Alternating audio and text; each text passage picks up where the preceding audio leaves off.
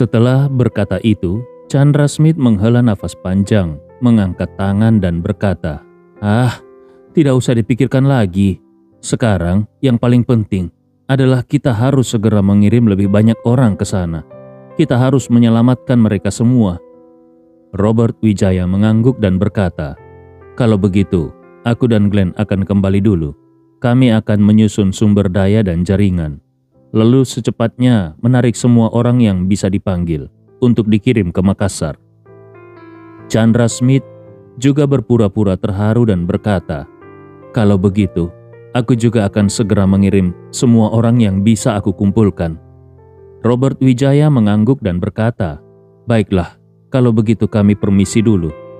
Chandra Smith buru-buru berkata, "Aku akan mengantar kalian." Robert Wijaya segera berkata, "Tidak perlu, kami bisa keluar sendiri." Chandra Smith pura-pura marah dan berkata, "Hei, kita sudah kenal lama, tidak perlu terlalu sopan. Ayo, aku antar kalian." Saat ini, di Makassar, helikopter terbang menuju ke peternakan milik Albert. Di dalam peternakan, suasana sudah sangat sibuk. Albert bersama dengan orang-orang kepercayaannya sedang menantikan kedatangan Andi Rewa.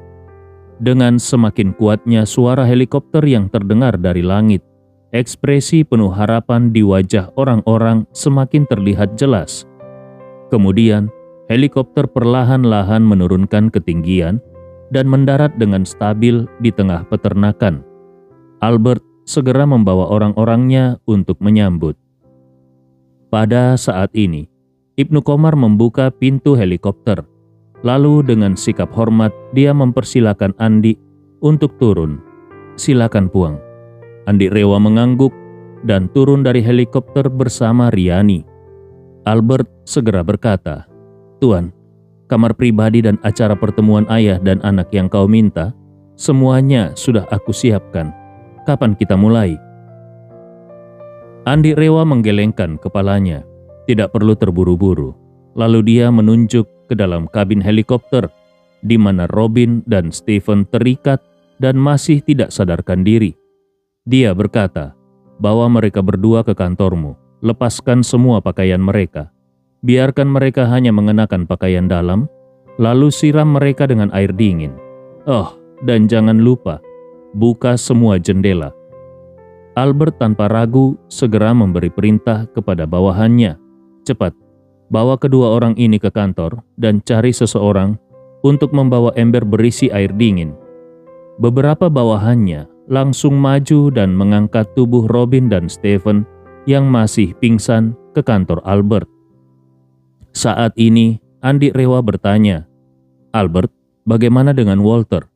Bagaimana kondisinya sekarang?" Albert segera menjawab, "Sekarang Walter sudah berada di tahap akhir penyakit ginjal. Tenang saja, aku di sini sudah menerapkan semangat kemanusiaan sepenuhnya untuk merawatnya. Setiap hari dia menjalani dialisis darah. Hampir bisa dipastikan hidupnya akan diselamatkan." Andi Rewa mengangguk dan berkata, "Bawa aku untuk melihatnya." Albert pun membawa Andi Rewa dan Ibnu Komar menuju area kandang di peternakan. Andi Rewa berjalan sambil melihat-lihat sekeliling dan berkata, "Tempat ini benar-benar perlu diperluas. Apakah ada rencana kapan kau akan memulai proyeknya?"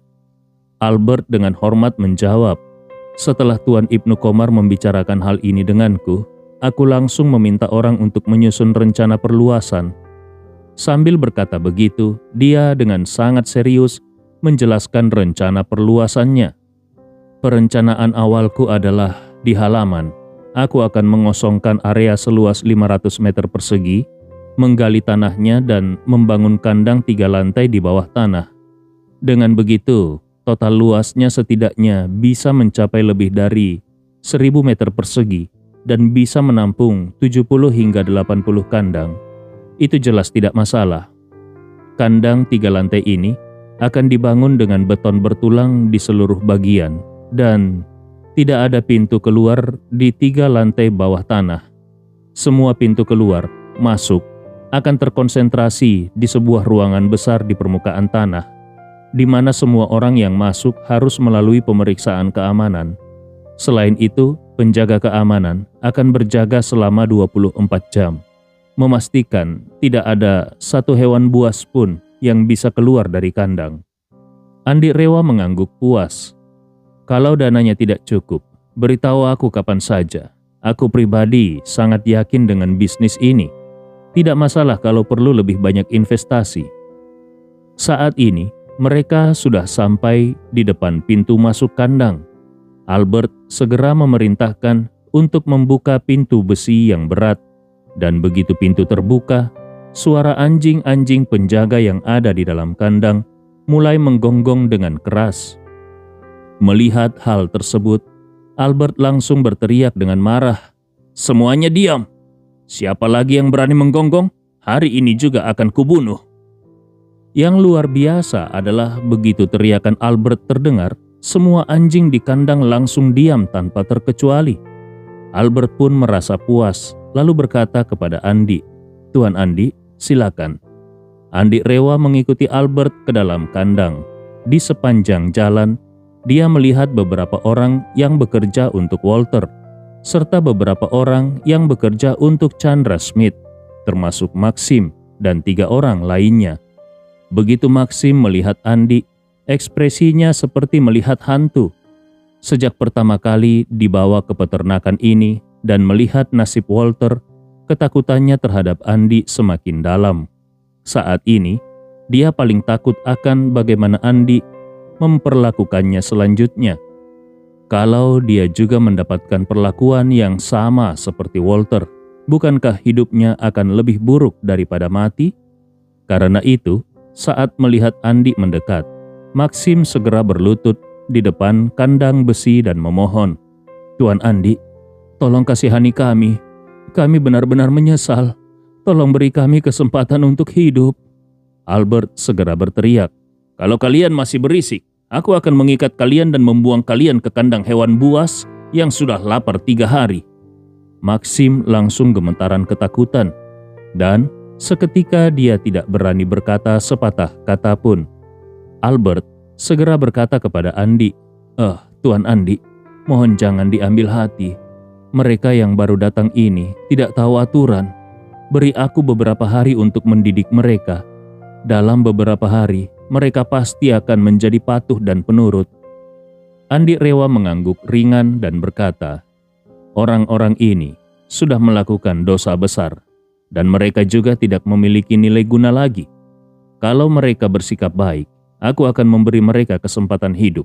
Tapi kalau tidak, langsung saja habisi mereka." Albert segera menjawab, "Baik, Tuan." Maxim semakin takut setelah mendengar perkataan Andi tadi. Dia tahu bahwa sekarang dia sudah tidak lagi berguna bagi Andi Rewa, karena dia sudah dipaksa untuk merekam video yang mengungkapkan kejahatan keluarga Smith. Dalam situasi ini, Andi Rewa benar-benar bisa membunuhnya kapan saja. Saat ini, Albert membawa Andi melewati kandang Maxim dan 3 orang lainnya, dan menunjuk ke sebuah kandang besi yang tidak jauh. "Tuan Andi, Walter ada di kandang itu." Andi Rewa mengikuti arah tunjukannya dan melihat di dalam kandang besi terdapat sebuah tempat tidur rumah sakit untuk 1 orang dengan beberapa peralatan medis yang tersebar di sekitarnya. Walter terbaring lemas di tempat tidur. Tubuhnya sudah membengkak beberapa kali lipat. Begitu melihat Andi Rewa datang, dia merasa takut dan marah, sekaligus penuh kebencian terhadap Andi. Walter yang dulunya adalah orang yang sangat berkuasa, kini merasakan penderitaan luar biasa. Tubuhnya terasa seperti berada di neraka yang paling dalam. Tentu saja, perasaan bencinya terhadap Andi sangat mendalam. Andi Rewa berdiri di depan kandang besi. Dia melihat wajah Walter yang pucat dan bengkak. Lalu dengan penuh perhatian bertanya, "Tuan Walter, bagaimana keadaanmu? Tidak ada pelayan yang kurang baik dari orang-orangku, bukan?" Walter dengan marah berteriak, "Kau adalah iblis sejati." Andi Rewa dengan penasaran bertanya, "Oh, aku iblis? Aku hanya membiarkanmu merasakan apa yang kau lakukan kepada orang lain. Kenapa aku disebut iblis?" Walter menggeram dengan amarah. "Lebih baik kau cepat keluarkan aku. Kalau tidak, keluarga Hogwarts tidak akan membiarkanmu. Keluarga Janvier juga tidak akan membiarkanmu. Mereka pasti akan datang ke sini dan membunuhmu." Andi Rewa tersenyum tipis dan berkata, "Keluarga Hogwarts memang luar biasa. Kudengar untuk mencarimu, mereka mengirim seseorang bernama Stephen Hogwarts. Apakah kau mengenalnya?" Begitu Walter mendengar nama Stephen Hogwarts disebut oleh Andi Rewa, ekspresinya langsung berubah menjadi terkejut. Dia benar-benar tidak menyangka kalau ayahnya akan datang langsung ke sini untuk mencarinya. Namun, ini tidak membuatnya merasa senang, malah menimbulkan rasa takut yang mendalam di dalam hatinya. Meskipun saat ini dia masih mencoba menakut-nakuti Andi dengan nama besar keluarga Hogwarts dan Janvier, serta berusaha untuk bertahan hidup dalam situasi yang sangat sulit. Tetapi dia sangat menyadari bahwa dia hanya memakai kekuatan keluarga besar itu untuk memperlihatkan bahwa dirinya lebih berkuasa. Walter bergumam di dalam hatinya, "Keluarga kami hanya anggota luar dari keluarga Janvier. Kekuatan dan pengaruh kami tidak sebesar yang aku harapkan. Oleh karena itu, keluarga Janvier tidak akan pernah membantuku. Dan keluarga Hogwarts, kekuatannya sebenarnya juga tidak sebanding. Di hadapan Andi Rewa, keluarga ini tidak ada artinya. Kalau ayahku datang ke Makassar, itu pasti bukan tandingan bagi Andi. Apalagi Andi adalah anak dari keluarga Rewa di Jakarta dan ketua dari grup Rapocini. Kekuatannya jauh lebih kuat dari keluarga Hogwarts.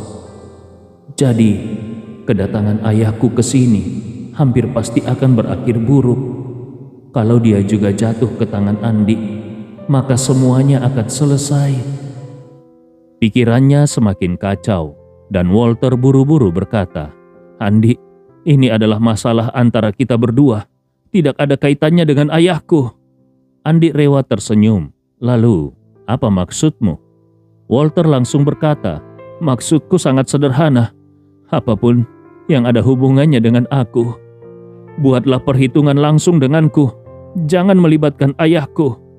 Andi Rewa mengangguk setuju. "Apa yang kau katakan sepertinya cukup masuk akal."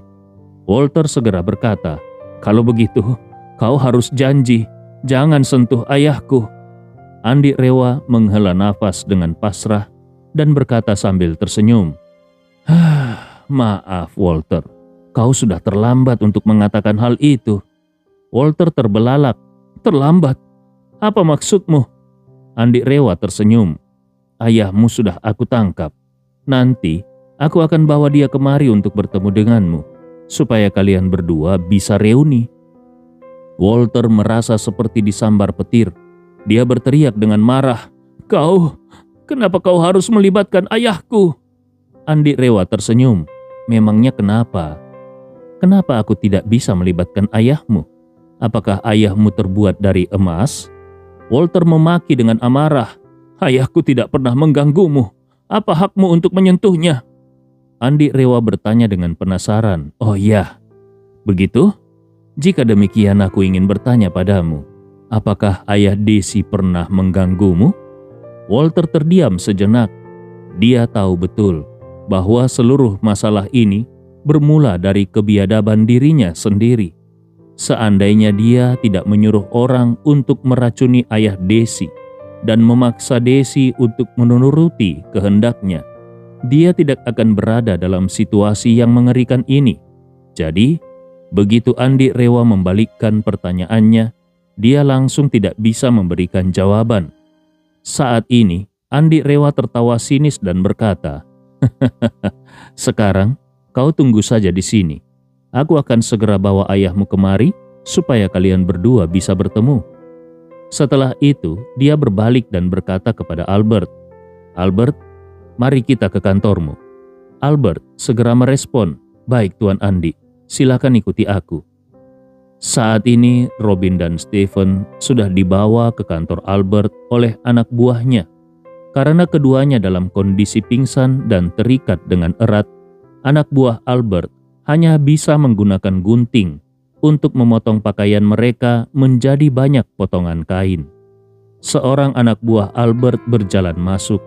Dia membawa sebuah baskom kosong di satu tangan dan sebuah ember besar di tangan lainnya.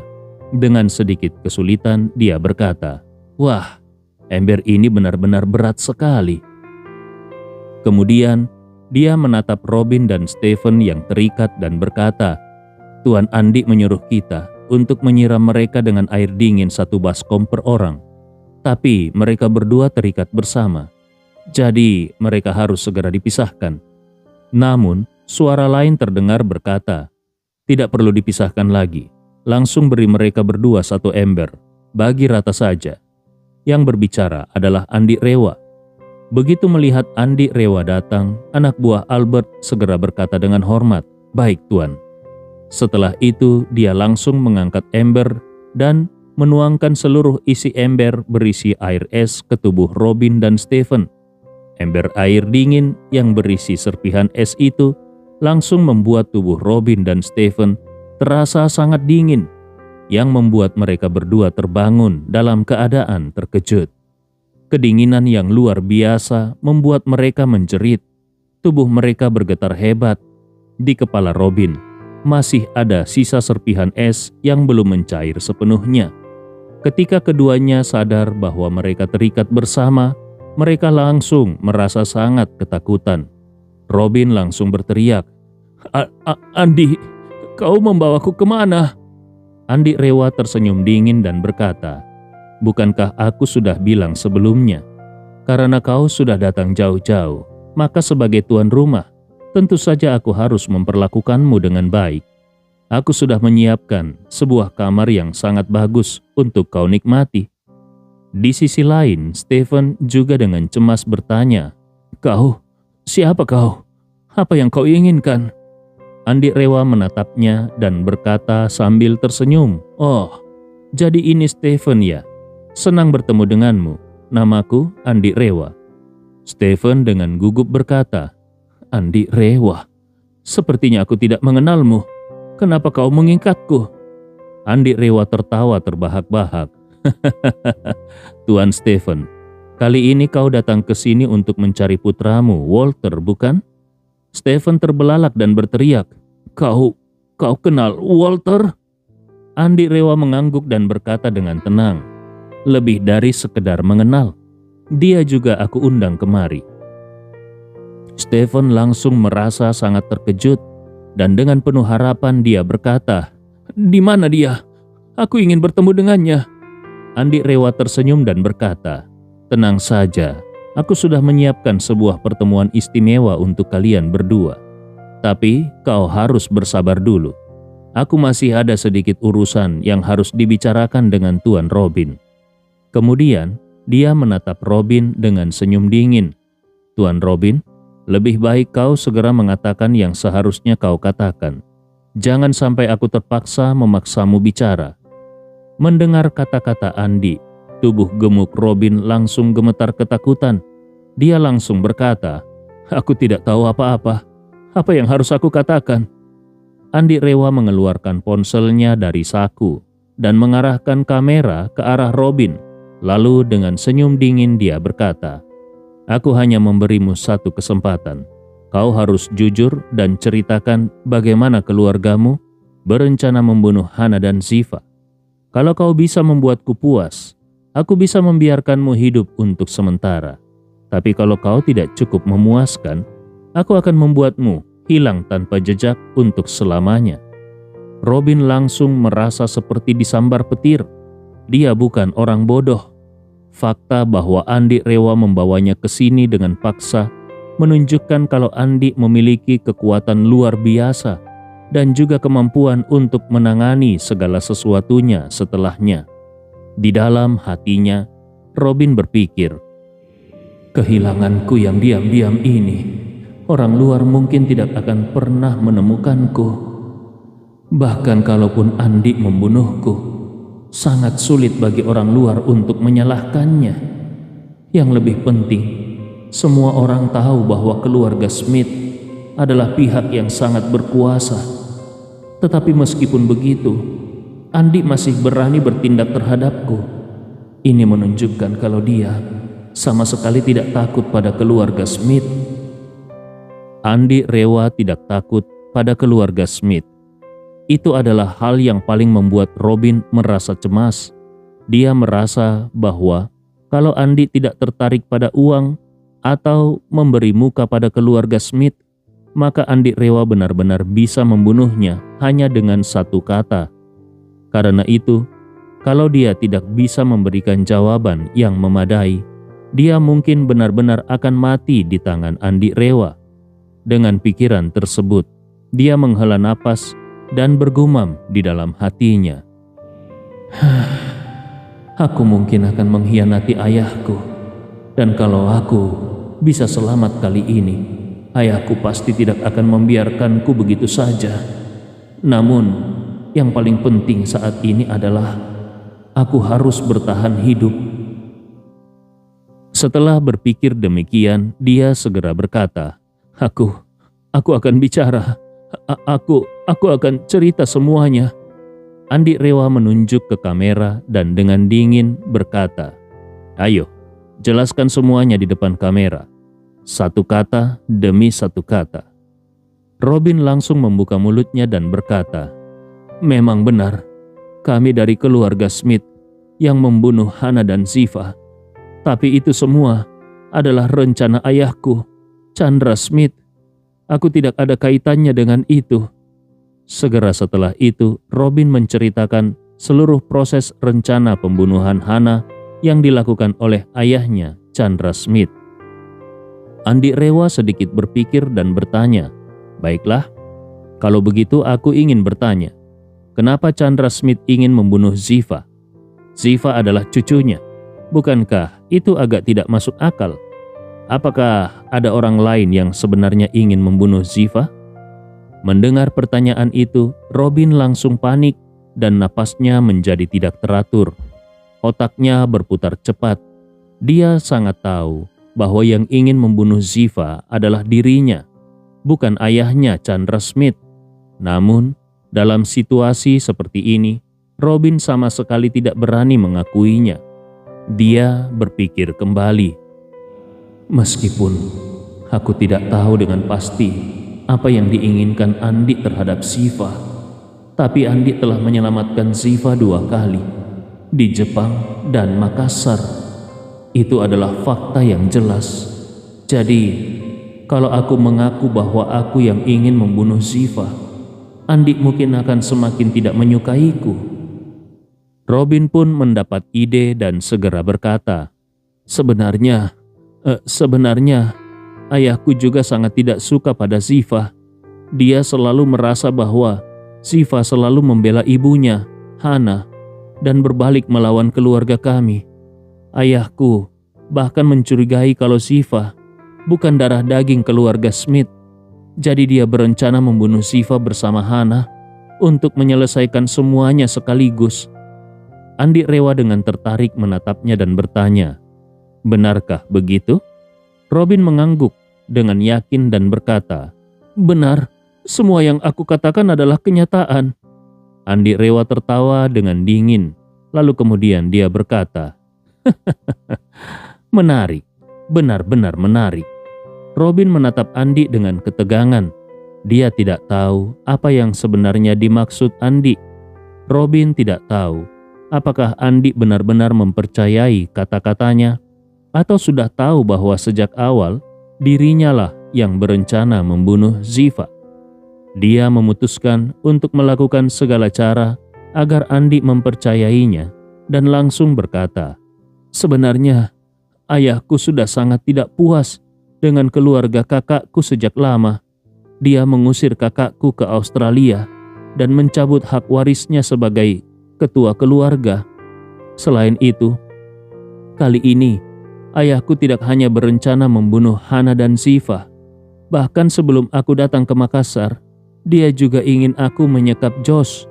Namun, Josh cepat menyadari hal itu dan melarikan diri lebih dulu. Meskipun begitu, banyak orang dari keluarga Smith yang terus mencarinya. Begitu mereka menemukannya, dia akan mendapatkan antara hukuman yang ringan seperti kakakku, dia akan dikirim ke Australia, atau yang berat seperti adik perempuannya Ziva, langsung dibersihkan. Setelah mendengarkan semua itu, Andi Rewa menghentikan rekaman video dan mengerutkan keningnya. Dia berkata, "Robin, sejak tadi kau terus-menerus mengatakan bahwa ayahmu yang ingin membunuh Ziva. Tapi berdasarkan informasi yang aku dapatkan dari sumber lain, sepertinya tidak seperti itu. Kenapa kau harus menuduh ayahmu seperti itu?" Robin langsung terkejut dan buru-buru menjawab, "Tidak, aku tidak sedang menuduh ayahku. Semua yang aku katakan itu adalah kenyataan." Andi Rewa tertawa dingin. "Kenyataan? Baiklah, aku akan memanggil seseorang untuk menghadapimu dan kalian akan berbicara langsung." Setelah itu dia memberi perintah kepada Albert, "Bawa Maxim ke sini." Mendengar nama Maxim, tubuh Robin langsung terasa lemas, seolah-olah nyawanya terbang keluar. Dia tidak menyangka, ternyata Maxim masih hidup. Yang lebih mengejutkan, Maxim ternyata ada di tangan Andi Rewa. Robin bergumam di dalam hatinya, "Tidak, ini sudah berakhir, benar-benar berakhir. Maxim adalah pengawal pribadi dari ayahku, dan dia datang untuk membunuh Hana berdasarkan perintah ayah. Dia pasti tahu kalau ayah tidak memerintahkan untuk membunuh Ziva juga. Kalau dia datang ke sini, bukankah aku akan ketahuan?" Awalnya, Robin disiram air dingin dan merasa sangat kedinginan. Namun sekarang dia mulai berkeringat karena kecemasan. Dia panik, melihat ke arah Andi dan berkata terbata-bata, "Andi, jangan percaya pada Maxim. Orang itu selalu berbicara omong kosong. Tidak ada yang benar dari ucapannya." Andi Rewa tersenyum tipis. "Nanti kalian berdua bisa saling berkonfrontasi di depan sini." Robin semakin gelisah. Dia tidak tahu apakah rencananya akan terbongkar begitu Maxim datang. Tak lama setelah itu, Maxim dibawa oleh pengikut Albert dengan tangan dan kaki diborgol. Tapi ketika dia berada di luar dan melihat Andi, Maxim langsung berlutut memohon. Namun begitu dia melihat ke dalam ruangan, dia hampir ingin berlutut lagi. Baru setelah melihat dua pria parubaya yang hampir telanjang, dia terkejut melihat salah satunya adalah Robin Smith, anak kedua dari keluarga Smith. Maxim merasa seolah-olah disambar petir. Dia tidak pernah menyangka akan bertemu dengan Robin di sini. Oleh karena itu, hatinya semakin ketakutan terhadap Andi. Dia tidak menyangka Andi ternyata begitu berani sampai tidak melepaskan anak kedua keluarga Smith. Melihat Maxim yang ketakutan gemetaran, Andi Rewa menatapnya dan menunjuk ke arah Robin. Lalu dengan suara dingin bertanya, "Maxim, kau kenal orang ini?" Maxim segera mengangguk dengan hormat. "Iya, aku mengenalnya. Dia adalah anak kedua keluarga Smith. Namanya Robin Smith." Saat itu, Robin yang penuh kecemasan menatap Maxim langsung memperingatkan, "Maxim, kau harus hati-hati berbicara di depan Andi. Apapun yang kau katakan, kau harus bertanggung jawab." Andi Rewa mengerutkan keningnya dan balik bertanya, "Aku belum menyuruhmu berbicara, bukan?" Setelah itu dia menunjuk ke arah Robin dan berkata kepada Albert, "Albert, berikan tamparan kepadanya." Albert mengangguk dan segera mendekat.